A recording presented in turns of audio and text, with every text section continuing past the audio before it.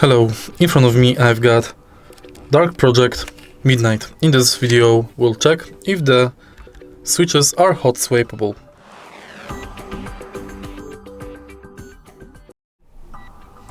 In order to check it, we have to remove the key.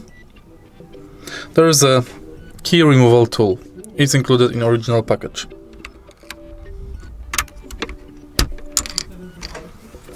Now let's try to remove the switch.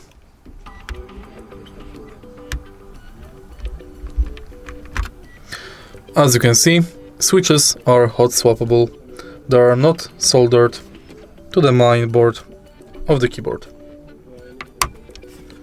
If you find this video helpful, please leave like, comment and subscribe.